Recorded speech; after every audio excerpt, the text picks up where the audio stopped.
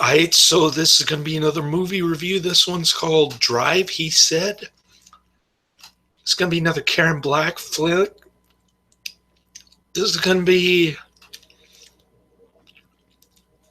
Jack Nicholson's movie directing debut, 1971.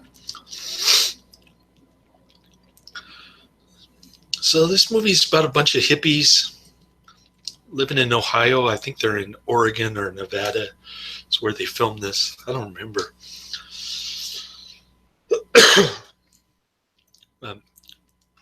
Jack Nicholson is such a Los Angeles Lakers freak, such a basketball fanatic. He had to put college basketball interspersed with a bunch of hippies. It was boring as hell. I didn't care for any of the characters. There's no plot. It's just a bunch of hippies like screwing around. For instance, the star basketball player, who's even hairier than I am, he's got hair all over his neck and back and stuff. He has an affair with Karen Black, who's married to some dude. And the dude's like completely indifferent about the affair. It's like the consequences of free love, Jack Nicholson calls it.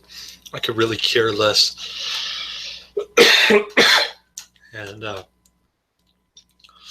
supposedly there were riots going on at this college campus, and Jack Nicholson caught it on camera.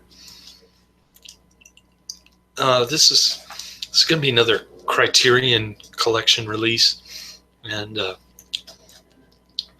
there's this one hippie who ingests some kind of wacky drugs to keep him from getting drafted, which is kind of understandable. I mean, I would do the same thing, but I don't understand his motivation for half of the stuff he does. Then he goes crazy and he rapes Karen Black.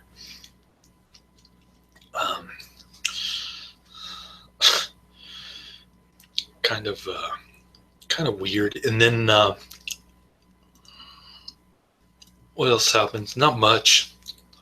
Just a college star is getting into trouble. He's a Greek philosophy major or something, and his friend is the crazy hippie dude.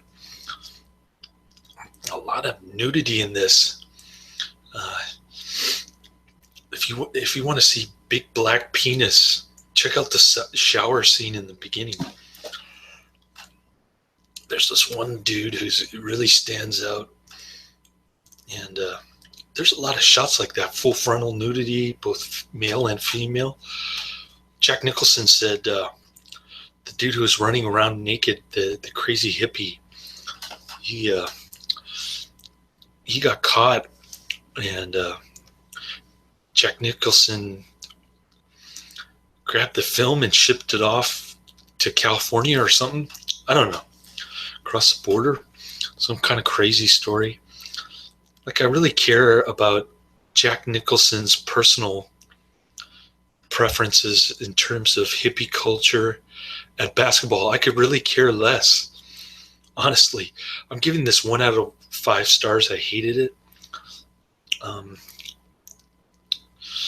Just terrible. Maybe if the Asian babe had gotten naked, I'd give it 2 out of 5 stars, but I really hated this movie. And I guess it's supposed to be like an art film, post Roger Corman, Jack Nicholson trying to make his big directorial debut, and it actually screened at Cannes with Jack Nicholson brought his Rolling Stone friends, I guess, and Keith Richards' kid got all freaked out by the sex scene with Karen Black and the basketball dude.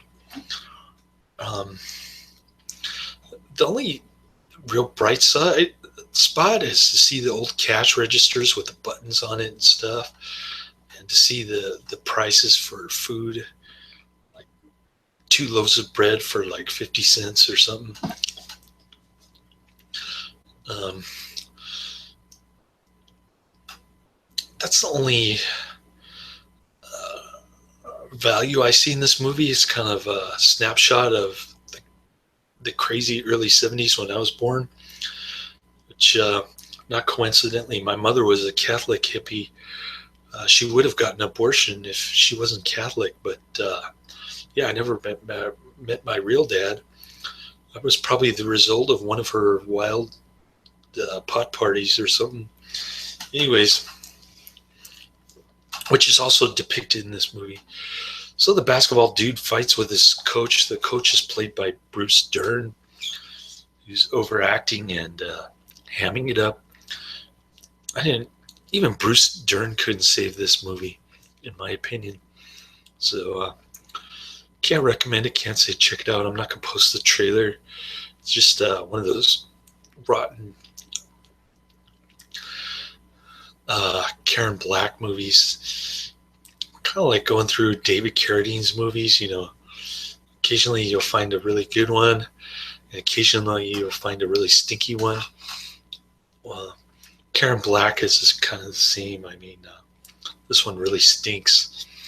I don't like her early 70s work or her 70s work at all. I don't like any of it that I've seen so far. I much prefer her Bee Queen stuff later on.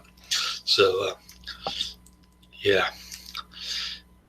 Anything 80s, 90s, or 2000s, much better stuff. Laters.